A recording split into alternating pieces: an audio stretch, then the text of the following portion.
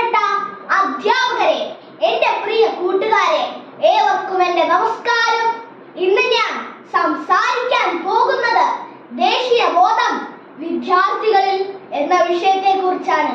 ഒരു രാജ്യത്തിന്റെ കരുത്ത് അതിന്റെ ആയുധങ്ങളിലോ അതിർത്തികളിലോ മാത്രമല്ല, അതിലെ ജനങ്ങളുടെ രാജ്യസ്നേഹത്തിലുമാണ്. ആ രാജ്യസ്നേഹത്തിന്റെ മറ്റൊരു പേരാണ് ദേശീയ ബോധം. ജനനി ജന്മഭൂമിശ്ച സ്വർഗാദപി ഗരീയസി.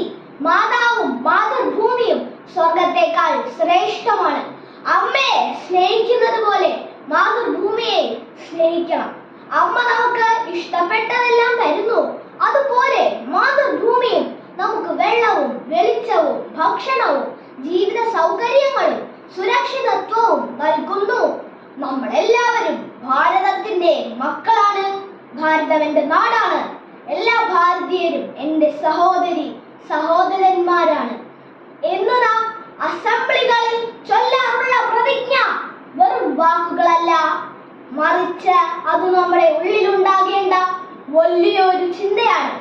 നമ്മുടെ നാട്, നമ്മുടെ രാജ്യം, നമ്മുടെ സംസ്ഥാനം എന്നുള്ള ചിന്ത ബാല മനസ്സുകളിൽ നാം വിട്ടു വളർന്നു വരണം. അത് സാധിക്കേണ്ടത് വിദ്യാഭ്യാസം വഴിയാണ്. ഭാരതം എന്ന പേർ കേട്ടാൽ അഭിമാനപൂരിതമാകണം അന്തരംഗം. കേരളം എന്നു കേട്ടാലോ തിളക്കണം ചോര നമുക്ക് ഞരമ്പുകളിൽ. മഹാകവി വള്ളത്തോളിന്റെ ദേശസ്നേഹം തുടിക്കുന്ന ഈ വരികൾ ആരെയാണ് രോമാഞ്ചം കൊള്ളിക്കാത്തത്? ഒരു വിദ്യാർത്ഥിയെ സംബന്ധിച്ചിടത്തോളം സ്വന്തം നാടിന്റെ നിയമങ്ങൾ അനുസരിക്കുക, പൊതുമുതൽ നശിപ്പിക്കാതിരിക്കുക, പരിസ്ഥിതിയെ സംരക്ഷിക്കുക, പരിസരം ശുചിയായി സൂക്ഷിക്കുകയും ചെയ്യുക, സഹജീവികളോട് കരുണയും സഹോദര്യവും കാണിക്കുക, ഇവയെല്ലാം ദേശീയബോധത്തിന്റെ ഭാഗമാണ്. നമ്മുടെ ദേശീയ പതാക ഉയരുമ്പോൾ അഭിമാനത്തോടെ നിൽക്കാനും ദേശീയ ഗാനം കേൾക്കുമ്പോൾ ആദരവ് പ്രകടിപ്പിക്കാനും നമുക്ക് കഴിയണം.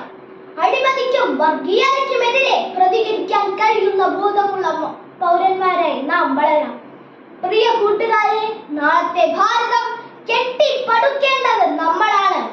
രാജ്യത്തിന് ഗുണകരമായ കാര്യങ്ങൾ മാത്രം ചെയ്യുമെന്ന് നമുക്കിന്ന് പ്രതിജ്ഞ ചെയ്യണം. പോരാ പോരാ നാളിൽ നാളിൽ ദൂര ദൂരമുയരട്ടെ ഭാരതലക്ഷ്മാദേവിയുടെ തൃപ്പതാകകൾ. ഈ വരികൾ ഓർമ്മിച്ചുകൊണ്ട് ഞാൻ നിർത്തുന്നു. നന്ദി. ജയ്